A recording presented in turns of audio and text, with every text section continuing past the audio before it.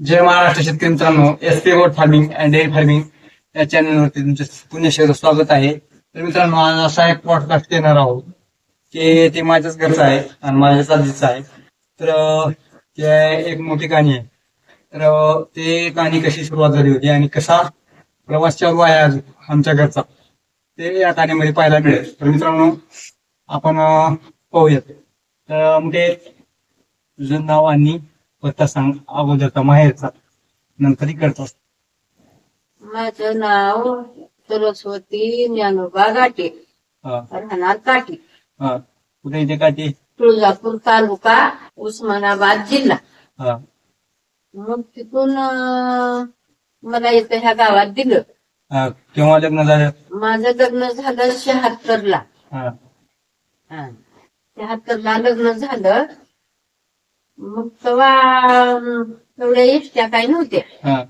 हा मालकाचं नाव? मालकाचं नाव शेषराव, सरस्वती शेषराव पारवे. हा माझं नाव सरस्वती, हा मालकाचं नाव शेषराव पारवे, हम्म. देवंद्रा गाव. हा हा. तर तिथं लग्न आता कसं झालंय नेमकं?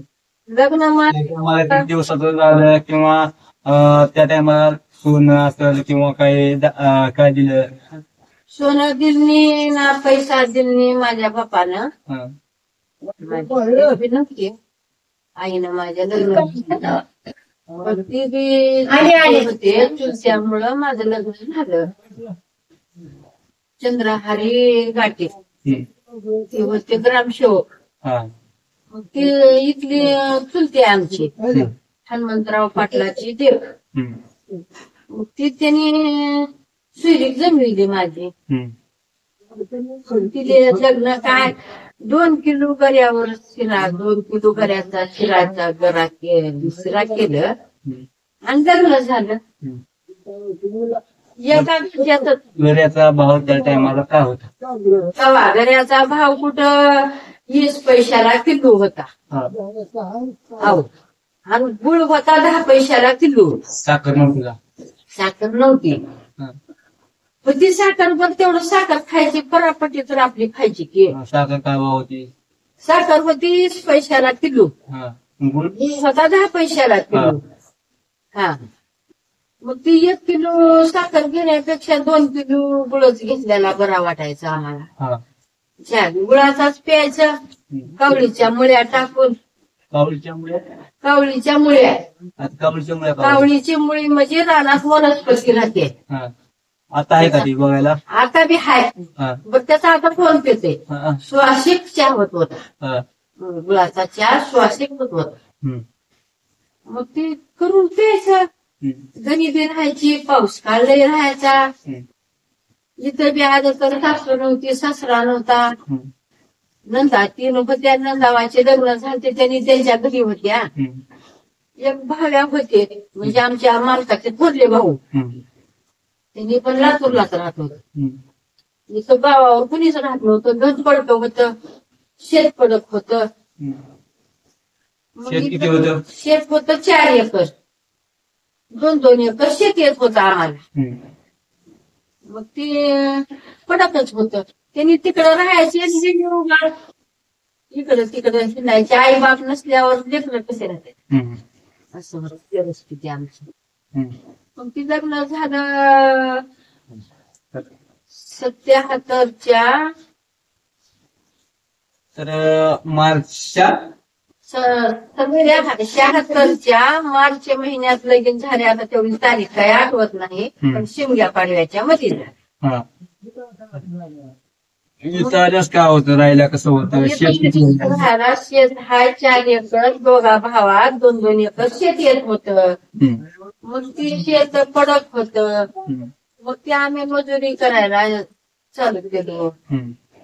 मग ते आमच्या काळात शान्या बाया म्हणजे लिकमाची एक आत्याबाई होत्या आमच्या, रामचंद्र लिकमाची मालकी. त्यांच्या घरी झोपायचं. इथे घर कसं होतं राहायला? पडक होत, 2 खण माळवद होत, पण त्याला 2-4 मिरची दिली पडू नये म्हणून. मातीचं घर मातीचं घर होत. मग ते तिथं 2-3 मिळके दिल्यानं पडतंय बाई तू तिथं झोपू नको माझ्या घरी येऊन झोप म्हणायच्या ते. त्यांच्या घरी जाऊन झोपायचं आणि त्यांच्या शेतात दिवसभर काम करायचं. तेव्हा आम्हाला 60 पैसे रुपयाला हजेरी होती. आणि माझं कुठं कामाला लागत तिथं गेले तर त्यांना 1 रुपया होता. मग ती ज्वारी होती 50 पैशाला किलो. 1 रुपया दिले की 2 किलो ज्वारी यायची. ज्वारी कोणची होती म्हणलं तर हायब्रेड होतं, गिलू मेलू होतं. गिलू मेलू मध्ये गुलाबी रंगाची ज्वारी होती आणि वराडी होती. वराडी म्हणजे मोठी मोठी कणस येत होती, वाकडी कडबा लय मोठी यायचा, त्याला वराडी म्हणायचं. पुन्हा हायब्रेड होत. पुन्हा ती ज्वाऱ्या खात खात मग ती बी विकतच आणायचं. आता शेतात काय पिकत होतं का नाही? शेतात शेतच पडत होत. शेतात पाळीच नव्हती. बसक्या इतका लकुंदाड होत. सारं गाव वैरणीला कुठं जावं म्हणलं तर शेतीराव पारव्याच्या शेतात जाऊन वैरण आणावं म्हणायचे. तो गावचे लोक मागाचे आणि गावातलं सगळं गाव जाऊन टाकून वैरणी आणत होते. नुसतं कुंदाड होत. मग आता काय करावं? मग गरिबी परिस्थिती असल्यामुळं आम्ही काम करून 1 वर्षभर भागविलो. 1 रुपया म्हणलं तर 1 वर्षभर आम्हाला 580 रुपये जमा करायला. 1 वर्ष झाला, 1 लेकरू झालंच म्हणायचं. पोरगं झालं थोरलं. मग ते पोरगं झाल्यावर मग ते मला कामाला जायला येणार झालं. घराला कुणी नका. बारकं लेकरू 2 महिन्याचं. मग एकड्यावर भागना गेलं. मग असं घरी राहिल्यावर मग ते आमचे माणिक मामा म्हणून सासरे होते, चुलत सासरे. त्यांनी 1 रुपया हातात घातले लेकराच्या. 3 रुपया मी तसा सांभाळून ठेवले. मग एक निवृत्ती म्हणून जोगवा मागायला येत होता. कुठलं होतं ते? गावातला महाविद्यालय. मग त्यानं यायचं जोगवा मागून, इथं माझ्यापाशी बसायचं. मग मला पाणी द्या माय म्हणायचं, मी पाणी द्यायचं. त्यानं जोगवा मागून अंड्याला माझ्यापाशी बसून बोलत बोलत त्यानं बिचाऱ्यानं जेवायचं. मग एके दिवशी काय वाटलं की त्याला, माय मालक तसे तुम्ही असं एकल्याचं कसं भागत. मालक कसे होते? मालक जरा गैरीच होते. काय करत होते? काय करत होते म्हणजे आता काय सांगू तुला. दारू प्यायचं, नाचायचं, करायचं. मग ती लेकरू बघून त्या बिचाऱ्यानं म्हणला तुम्हाला माई 1 कुंडी आणून देतो म्हणला. पिल्लू आणून देतो म्हणला, मला 1 रुपया द्या म्हणला. कुठून आणला की भांडणाचं मूळ वाटायचं मला. तुमच्याकडं भांडण येऊ देत मी म्हणला. त्याला 8 आणे दिले. त्यानं रुपया मागितला पण मी 8 आणे दिले. त्यानं 1 बारकुसनं कोंबडीचं पिल्लू आणून दिलं. 2 महिने ती लेकराच्या बाजूवर जायचं, बसायचं, खेळायचं. त्याला ध्यान ठेवायचं. एवढं दान टाकायचं. तेव्हा ती तर कुठं राहायचं. असं उभं हिंडून फिरून असं घराच्या भोवताली सगळं कुणी नव्हतं, माझंच घर होतं तेवढं. सगळे हागंदारी करत खायचं. त्यानं चरून यायचं, बाजूवर बसायचं, त्याला सांगत्याला कोंडवायचं. ती निघालं कोंबडं. आता कोंबडं निघालं, आता काय करावं? मग त्यानं म्हणला अनेक माय मला 2 रुपये दे, तुला कोंबडी आणून देतो. काळाला आणि त्याला 2 रुपये मागितला, त्याला 1 रुपया दिली. कुठून आणता की त्यानं 1 कोंबडी आणून दिला. मग ती कोंबडी आणि ती माझ्यापासून कोंबडं. काय नाव होतं त्याचं? निवृत्ती होतं. निवृत्ती. उगत त्याचं नाव आता त्याला काय रूढ होतं. कोंबड्या घेत होतीस? कोंबड्या पिल्लू घेत होती. त्याचं नाव काय होतं? तयार निवृत्ती म्हणत होते त्याला. त्या तयार निवडती का म्हणून ती रोड होता म्हणून त्याला तयार निवडती म्हणत. कसं होतं ते? ती उग पातळ पातळ होतं, वाऱ्यानं उडून जायसारखं, सुभान पारव्यासारखं होतं. सुभान पारव्या बघितलास का तू? सुभान पारव्या कसा होता? सुभान पारव्याची वावटळीत उडून गेलता, ती कसलाच होता. त्याच्यावर रोड होता. ती त्याच्यावर रोड होता. हा, त्याच्याकडून तू कोंबडी घेतली. कोंबडी घेतली, एक पिल्लू घेतले, त्याचं कोंबड झालं. मग ती सांभाळून सांभाळून मग ती अंडे, तेव्हा 5 पैशाने एक अंड द्यायचं. मग ती अंडी विकायचं, हिवाळा आला की मग त्याची पिल्ले काढायचं. मग पिल्ले काढल्यावर मग आता ती कोंबडी अंड्यावर बसली म्हणजे ती कोंबड 2.5 रुपयाला विकली. मग ती कोंबडीला पिल्ले काढल्यावर जरा महिना 2 महिने झाले की पुन्हा 3 रुपयाला कोंबड घेतली. मग ती पिल्ली झाली 17 पिल्ले मोठे करून पुन्हा त्या पिल्ल्यावाल्या मोठे झाले की मग आणि ती पटड्या काही कोंबडे काही निघायचे. असे 200 कोंबड्या केलते मी. 200 कोंबड्या केल्या. मग ती 200 कोंबड्या सांभाळीत सांभाळीत असा किती दिवस लागत 200 कोंबड्या व्हायला? 200 कोंबड्या व्हायला का 1 वर्ष लागत. 1 वर्षात 1 वर्षात एका पिल्ल्यापासून 200 कोंबड्या झाल्या. 200 कोंबड्या केली. मग ती 200 कोंबड्या केल्यावर काही कोंबड्या ठेवली 20 आणि बाकीच्या कोंबड्या विकले आणि 80 रुपयाला वगार घेतली. पुन्हापासून घेतली. ती वगार घेतली तिरमुस पाटील म्हणून शिलूचा होता. मग ती 80 रुपयाला वगार घेतली, त्याला 80 रुपये द्यायचे. तर माझी गरिबी परिस्थिती बघून त्याला काय म्हणला, तुला 3 मिनिटाला राहू दे, ती म्हैस मोठी कर, येल्यावर तिचं दूध विकून मला पैसे दे. मग ती म्हैस पैसे तसेच ठेवले. आम्ही तेल मीठ मिरचू लेकरं बाळ खात बसलो आणि ती म्हैस मोठी झाली. येल्यावर तिच्या दुधावर मग त्याचे 80 रुपये मी दिले. दूध किती देत होती म्हैस? ती दूध देत होती 5 लिटर दूध देत होती. सकाळी 5 लिटर, सांच्याला 5.5 लिटर द्यायचे. सकाळी 5 संध्याकाळी 5. तिला खायला काय होतं? खायला काय असत मग ती कामालाच गेली मी लई दिवस. ती म्हैसच सांभाळायचं, दुपारी बांधायचं, लेकरू बघत बघत कुठून तर गवत आणून टाकायचं.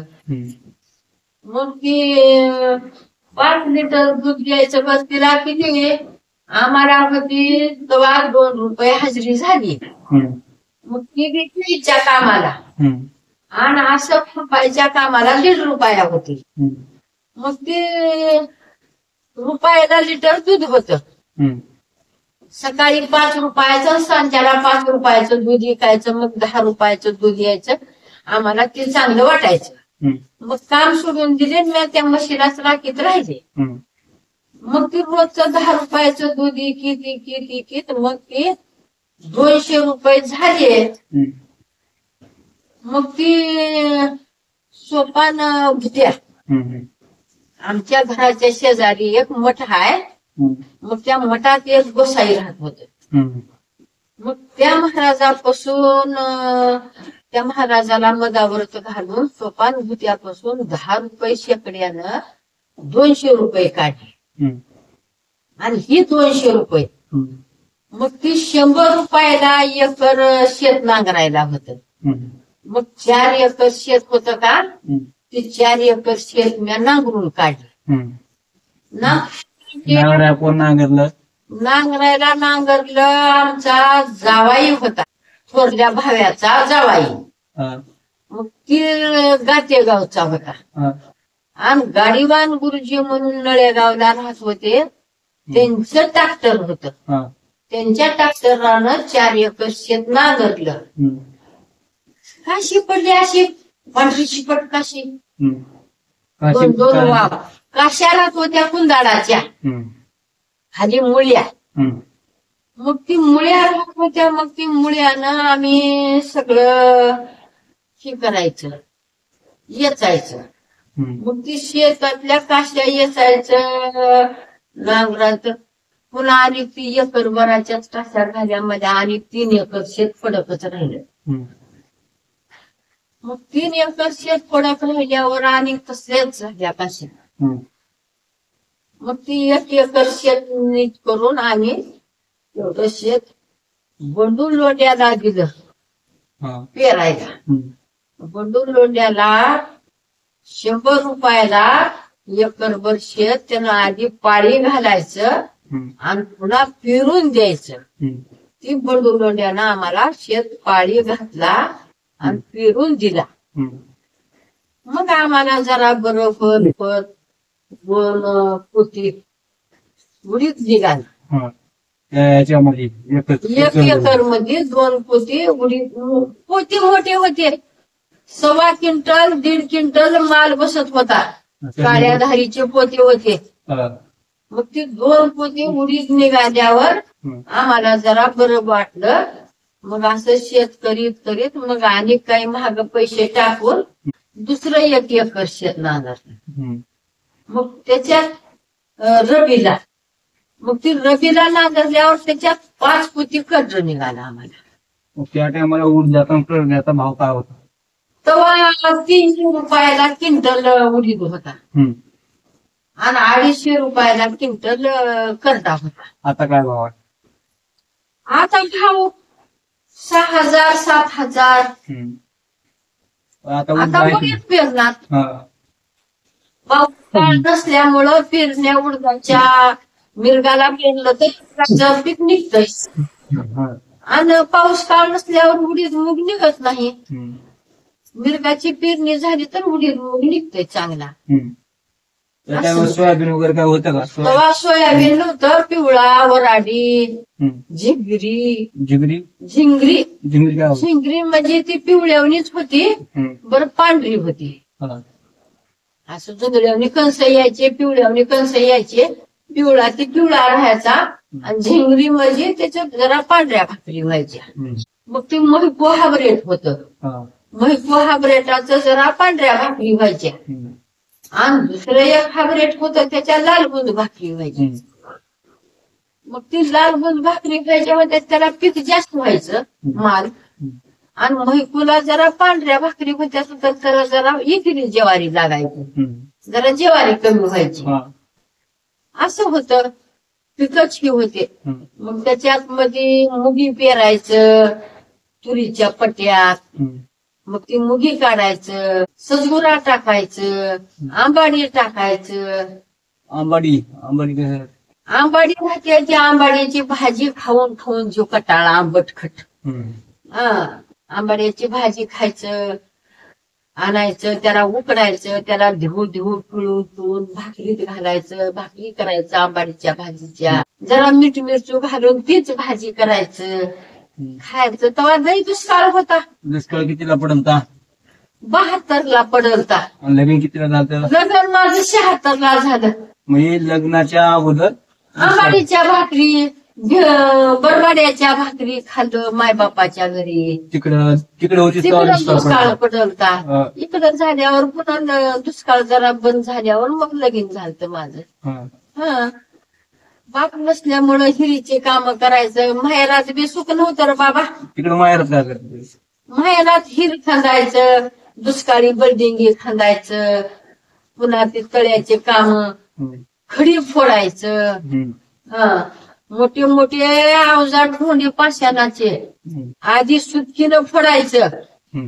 सुटकीनं फोडलं की जरा बारीक झालं की घनानं फोडायचं. सुटकी काय राहत होती? सुटकी राहत होती, एवढी मोठी सुटकी राहायची, त्याला खालून बट राहायचा आणि एवढा एवढा दांडा राहायचा. सुटकीनं फोडायचं, आधी रेग मारायचं, धोंडा घ्यायचं, धोंड्यावर अशी रेग ओढायची आणि त्याच्यावर सुटकी मारलं का त्या रेगावर बरोबर फाग व्हायची धोंड्याची. पुन्हा ती जरा बारीक बारीक झाली की घनानं फोडायचं. घनानं फोडलं की पुन्हा हातोड्यानं फोडायचं. हातोड्यानं फोडून त्याची ती बराशी भरून द्यायचं आम्ही. एक बरास 3 रुपयाला होती. एक बरास आम्ही तेव्हा मग 3 रुपयाचं काम करीत होतो. बरं ती वडरावणी काम करावं लागत होतं.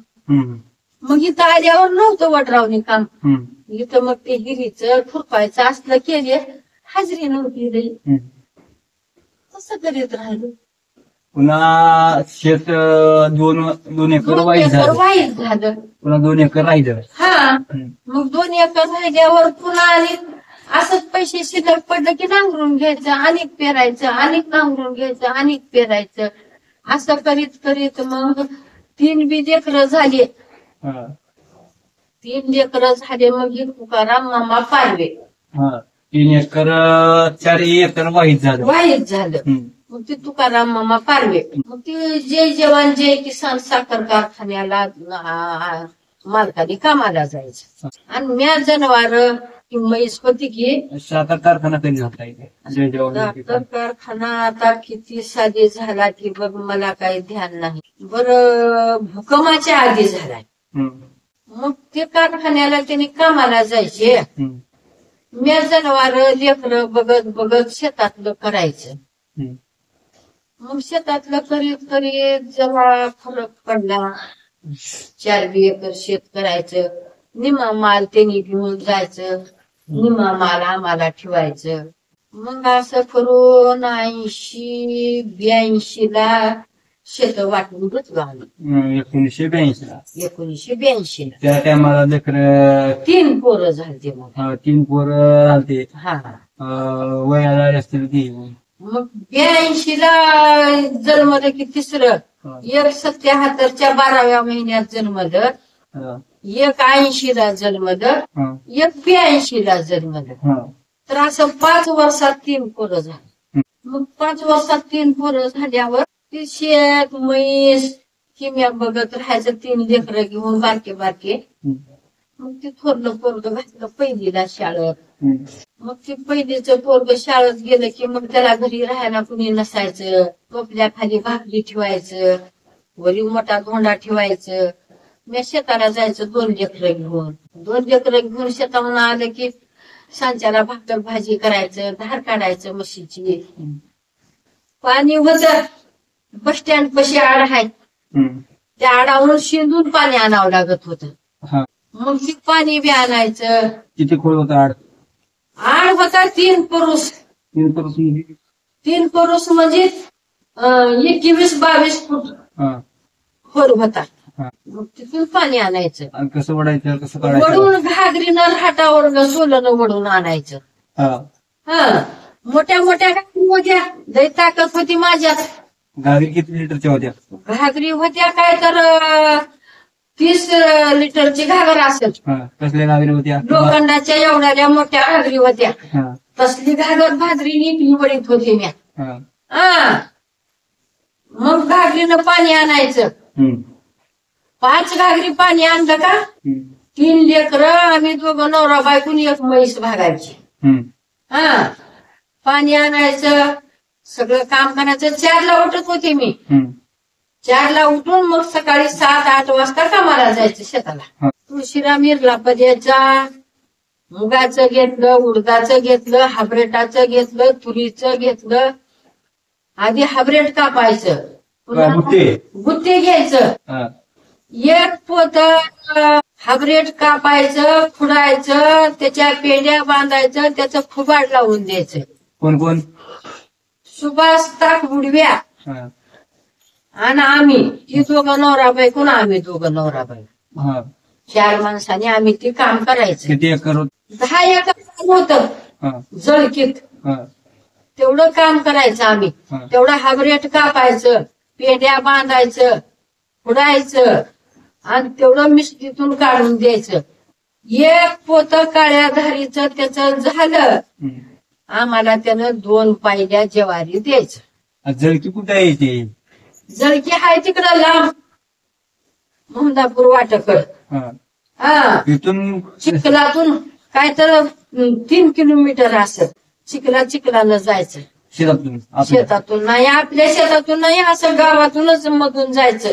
जाडवावाच्या शेतातून, शिंगड्यावाच्या शेतातून असं पानंदीनं जायचं. गुडघ्याचे पाय जायचे. वडा होता मोठा लट, कॅनल होत, तसल्यातून जायचं. तेव्हा जेवारीत काम होतं, काही वाटत नव्हतं. इळभर काम करून बी आलं तर सांच्याला थकवा सुद्धा येत नव्हता. सकाळी किती, संध्याकाळी किती येत होतो? संध्याकाळी 7 वाजायचे आम्हाला घरला यायला. आज सकाळी 7ला जायचं आम्ही. हा 5-4ला उठून सनी काम करायचं. 5 वाजेपर्यंत भाकरी भाजी लेकरावाचा आंघोळा धुणं करून सगळं महागडं सावरून धुणं वाळू घालून मग जायचं आम्ही शेताला. एकलीच होते आणि 3 लेकरं आणि नवरा 5 माणसं आम्ही तेवढ्याच सावरून जायचं. मग तसं करीत करीत आम्हाला फरक पडला. लेकरं बी मोठे झाले. थोरलं पोरग 8वीला होतं, मधव होतं 6वीला आणि बारक होतं 5वीला 4ला होतं. मग आम्हाला जरा फरक पडला.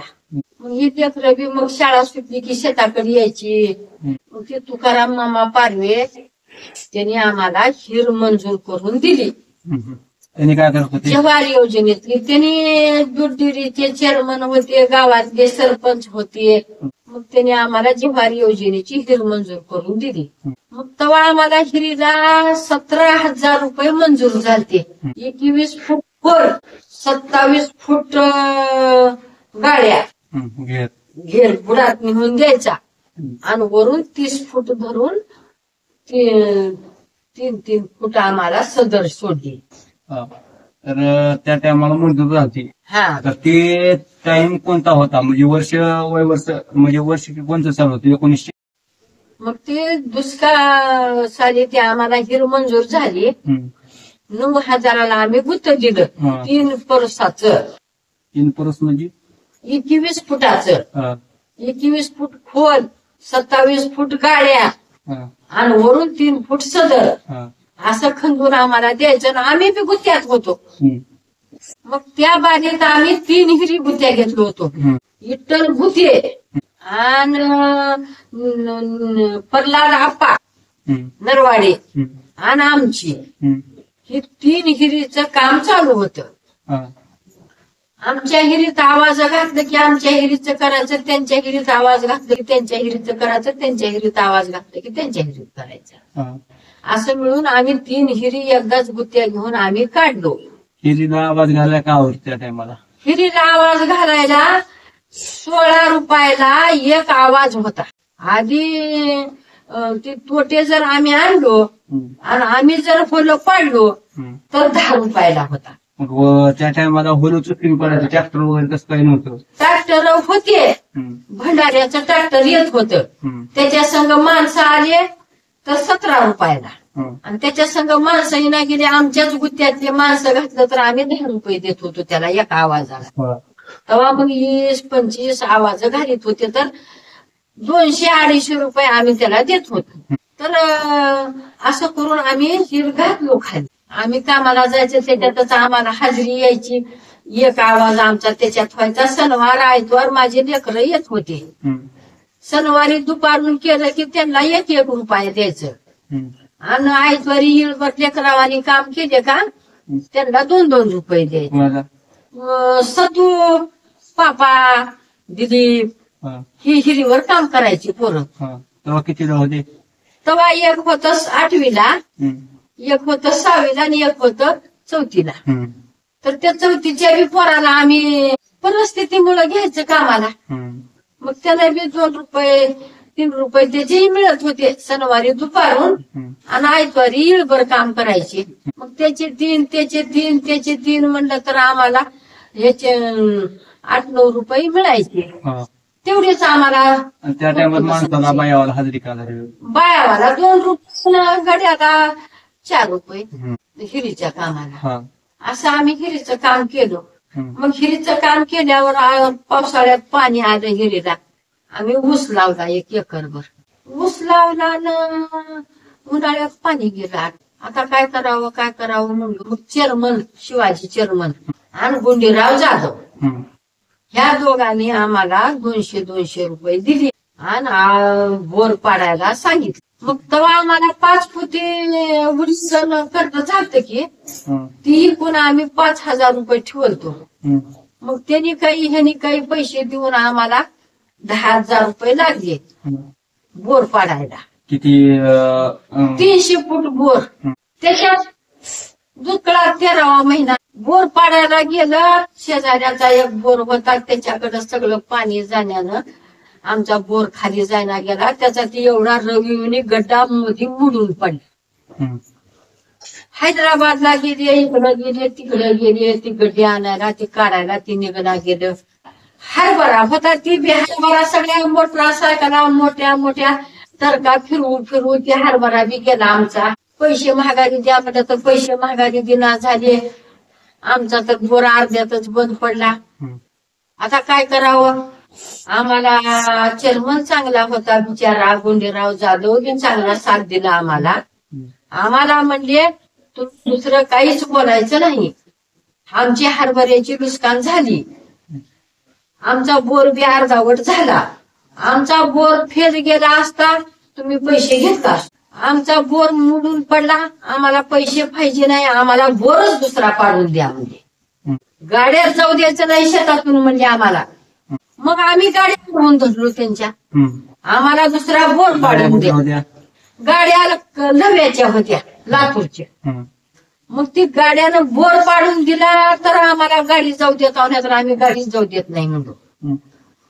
आम्ही 10,000 रुपये भरवतो, आम्हाला बोर पाहिजे म्हणलो. मग ते सगळा बोर त्यांनी बुजवून टाकले. ती मधीच राहिलं, त्यांचा हांबर फुटल्यानं बुजवून टाकले, दुसरा बोर पाडले. दुसरा बी बोर 290 गेला की दुसरा बी बोरला तसलंच बोलायला. हवा दुसऱ्या बोरकडे चालली. झालं मग ती बी बोर बंद पडला.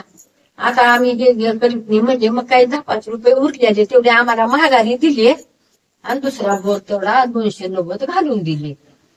आता आपलं नशीब फुटलं म्हणायचं म्हणलं. 10 वर्ष बोर तसाच बंद राहिला. मग मधव्या पोराचं थोरल्या पोराचं लगीन केलं. हागरेट कापायला गेलो, बघितलो पाणी त्या बोर मध्ये, तर पोरग जन्मलं एक नातू. मधव्या पोराला लिकरू किती दिवस बंद राहिला बोर? 10 वर्ष बंद राहिला. म्हणजे 1900 कितीला पाडवतो, किती वर्ष बंद राहिला? 88च्या बारीत बोर पाडला. 87-88 ला. 1988. हा. पुन्हा मग 2001 मध्ये आम्ही ती बोर बघितलो. बोर कितीला पाडलो? 90 ला बोर पाडला. 1990 ला. हा. मग ती बोर चाललाच नाही. चाललाच नाही, पाणी नाही म्हणून बसलो आम्ही. रडत बसले मी तर पैसे जमल्याने तेवढे गेले म्हणून. मग ती बोर तसाच पडला. मग शेत निघाले 1 एकरभर. मग एकरभर शेत निघाल्यावर आता बोरला जमा केलेले पैसे होते ती बोरला घातलो. आता मोटरला जे ठेवलेले पैसे होते, बोर बंद पडला, पाणी चालणे वरील. आता मोटर कशाला घेऊ म्हणून तसेच पैसे ठेवलेले होते. मग 1 एकर शेत घेतलं. कितीला? तेव्हा शेत घेतलं 92-93 ला शेत घेतलं. शेत 1 एकर घेतलं 35,000 रुपयाला 1 एकर. मग 35,000 रुपयाला 1 एकर शेत घेतलं. मग पुन्हा आमच्या भाव्याच घेतलं. बाजूला राहिलो की आम्ही शेत घेऊन. मग त्यांचं 1 एकर शेत घेतलं. मग ते शेत 1 एकर घेतल्यावर मग जरा बरं वाटत आम्हाला बी. शेतातून बी जरा उत्पन्न हुलाली, कामाची बी हुलाली, काय का होईना 10-5 रुपये दुधाचे बी मिळाले. मग असं करीत करीत आम्हाला जरा उशीर पडली. मग पोरवाचे लग्न बी झाले, लेकरं बी झाले. आवड मग ती बोर तसाच होता झाकूनच. मग ती 2001 ला तर नाहीतर 2000च्या तर असं मध्ये बाहेर काय तर आम्ही कामाला गेलो, वाकून बघितलो टोपण काढून त्याच पाणी दिसलं. मग एकाची मोटर भाड्यानं आणली, चालू करून बघितली. भाडं किती होतं मोटरीला? भाडं काय नव्हतं बाबा, न्यायचं ना आणायचं. त्या बिचाऱ्यानं काही भाडं घेतला नाही. त्यानं काय म्हणला, चलला तर विकत घ्या आणि चलला गेला तर मोटर मला नेला, काढून नेला, आणून सोडा म्हणलं. मग त्याची काढायची तेवढी 100-200 रुपये दिलो आणि पुन्हा आमच्यात सोडायचे आणि पुन्हा आमचा बोर चलल्यावर त्याच्यात काढून त्याच्यात घालायचे. असं दिलं. तितक्यात आमच्यापाशी 2-4 रोज मोटर चलली की मोटर जळून गेली. मग त्याची मोटर भरून त्याला महागारी म्हणून सोडली. आम्हाला शाश्वती झाली की आता आपण मोटर घ्यायची, आपला बोर चालतोय असं म्हणून मग पुन्हा आम्ही मोटर नवीच घेतली. नवी मोटर कितीला घेतलो? नवी मोटर तेव्हा 5,000 लागेल ते काही की बघ. 2001 ला 2 लाख 5,000 रुपये लागले. मग ती पैप हे ते मिळून 5-7 हजार रुपयात आम्हाला बोर्ड मोटर सगळं मिळून आम्हाला 7-8 हजारात मिळालं. मग ते बोर चलायचा, हिवाळा भरला निघायचा. मग आम्ही हरभऱ्याला पाणी द्यायचं, गहू पेरायला चालू केला, जुंधळा पेरायला चालू केला. मग असं आम्हाला फरक पडू लागल्यावर आणखी 1 एकर शेत घेतलं, पुन्हा आणखी 1 एकर घेतलं, पुन्हा अनेक 2 एकर घेतलं, पुन्हा एक बार अर्धा एकर घेतलं. असं करीत आता 2 एकर वरची 8 एकर शेत झालं. 8 एकर शेत झालं. मग ते पोरं चांगले झाले, पोराला पोरं झाले. मग ते थोरल्या पोराचं पोरग जनावराचं डॉक्टर झाले. मधव्या पोराचं पोरग इंजिनियर झाले. मग थोरल्या पोराच्या 2 पूर्व्याचे लग्न झाले, 3 नातेवाईचे लग्न केले, घर बांधले, बघत 4 बोर पाडले. अहो 3 मसालीचं हिर होतो तर आता पुन्हा आम्ही 7 मसाल हिर केली, 50 फूट खोल हिर घातली, 4 बोर पाडले, घर बांधले, 3 नातेवाईचे लग्न केले. थोरल्या पोराचं डॉक्टर तूच आहेस की, जनावराचा डॉक्टर, आणि मधव्याचं इंजिनियर पुण्याला, धाकल्याचा आता आहे 3रीला एक पोरग, आता 2 पुरी शिकायला आहेत लातूरला. ती एक BSc करू लागली आहे आणि एक इलेक्ट्रिकल करू लागली आहे. दोन्ही इंजिनिअरिंग करलाय, सॉफ्टवेअर BSc सॉफ्टवेअर इंजिनियर आणि एक इलेक्ट्रिकल इंजिनियर असं चालू आहे त्यांचं. चालू आहे शिक्षण. आणि एकाची पोरगी 8वीला आहे. एवढं बघत एवढं चांगलं केलं, 17 माणसाचं कुटुंब सांभाळले. आतापर्यंत आणि एका जागी आहेत. आता यांचं लग्न होऊन तुझ्या पोराचे, माझ्या पोराचे लग्न होऊन, आणि अंकलचं पुन्हा बायकोचं यांचं लग्न होऊन किती वर्ष झाले? आता 25 वर्ष. आता एकाचं 2 पोरवाचे 90ला झाले तर लग्न, 98, 89, 99ला 2 पोरवाचे लग्न झाले. 99 ते आता 2025 म्हणजे 26 वर्ष सगळं कुटुंब एकत्र आहे. आणि धाकल्या पोराचं लगीन झालंय 7ला 2007ला झाले. त्या टायमाला मी 4थीला का 3रीला होतो. मग तेव्हापासून आणि एका जागी कुटुंब आहे माझं. 17 माणसाचं कुटुंब होतं. आता 3 पूर्वाचे लग्न झाले. पुन्हा काय घेतलं अजून?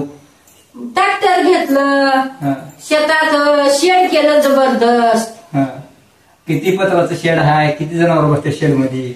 शेड मध्ये एक हाय 22 पत्राचं शेड आणि एक हाय 8 पत्राचं शेड. ती 8 पत्राचं शेड कोंबड्याला म्हणून केलती, आणि ती मोठं शेड हाय जे 22 पत्राचं जनावर गाई काही माल टाळ बसतय म्हणून ती केलंय. आता चौकून 51 जाळीचं केलेलं आहे. शेड्या काही दिवस पाळलं, कोंबड्या काही दिवस पाळलं. मग त्या शेळ्यातून बी जरा बरं झालं, कोंबड्यातून बी बरं झालं. बरं आता ती सांभाळणं होईना म्हणून शेळ्या इकून टाकलं, कोंबड्या इकून टाकलं आणि ट्रॅक्टर घेतलं. आता 2 बैल आहेत, म्हशी आहेत, 2-3 गायी आहेत. आता हे शेतातलं जरा दुसऱ्याचं एकाचं शेत केला. किती एकर? 20 एकर शेत आहे. आता ती बटाईनं शेत केल्यानं तिकडलं काही शेत आणि घरचं काही शेत. आम्ही सगळेजण घरचे बघतात. घरच्या घरी होईल तेवढं घरच्या घरी करता. 3 सुना मी, आणि आम्हाला खपणा गेलं की मग रोजगारी लावता, असं करतात. आणि माझं म्हातारा आणि गाई म्हशी. ट्रॅक्टर घेतलं का मग एक 4 चाकी गाडी घेतलं. त्याला काय म्हणावं त्या गाडीला? 4 व्हीलर. हा 4 व्हीलर गाडी घेतलं. कसं घेतलं काय कसं घेतलं? नातानं घेतला. डॉक्टर नातानं घेतला 4 व्हीलर गाडी. आता गाडी चालवतोस, गाडीत बसून जातोस की पेशंट करायला. पेशंट करा गाडीत घेऊन जाता. हा पेशंट जनावरचे पेशंट करायचं. हा पुन्हा काय घरच्या अडचणी ही ती असल्या तर घरच्याला न्यायचं आणायचं दोन्ही कामासाठी गाडी घेतली. कारण कुटुंब मोठं झाल्यामुळं बाहेरचं कुठं भाडं वगैरे द्यायचं म्हणलं तर जास्त लागायचं. त्या विकारणामुळे झालं आणि जरा गाडी माझी विकारणामुळे घेतली जरा. तर जनावरांचे पेशंट पण व्हायचं, जरा हेल्थ इश्यू असल्यामुळं गाडी आपण घेतली गेल्या वर्षी म्हणजे 2025 मध्ये घेतली. म्हणजे 10 महिने उरले जाते गाडी घेऊन. 25 मध्ये घेतली. तर असं आपलं सगळं आमच्या संघर्ष एवढा संघर्ष एवढ्या पोस्टवर आतापर्यंत पोहोचलाय. इथून पुढं आता इथून पुढे काय देव करील ती करील. काही करत नाही आम्ही आहोत, बाकी पुढे आम्ही बघून घेऊ. तर मित्रांनो, ही स्टोरी कशी वाटली किंवा ही कहाणी कशी वाटली आमच्या आजीची ती आतापर्यंत हे सर्व आमच्या ह्या ब्लॉग मध्ये, ह्या पॉडकास्ट मध्ये, हे सर्व व्हिडिओ मध्ये ह्या सांगितलं आहे. तर मित्रांनो, यापुढील व्हिडिओ आपल्या चॅनलवर असेच किंवा प्रेरणादायी व्हिडिओ असतील किंवा पॉडकास्ट असतील, ग्रामीण भागातील व्हिडिओ असतील, तुम्हाला नवीन एक कहाणी आपल्या चॅनलवर पाहायला मिळतील. तर असेच व्हिडिओ पाहण्यासाठी आपल्या हक्काच्या SP गोट फार्मिंग अँड डेअरी फार्मिंग या चॅनलला सबस्क्राईब करून घ्या. व्हिडिओ आवडला तर लाईक करा आणि कमेंट करून नक्की सांगा की व्हिडिओ कसा वाटला. तर बोला, जय हिंद, जय महाराष्ट्र.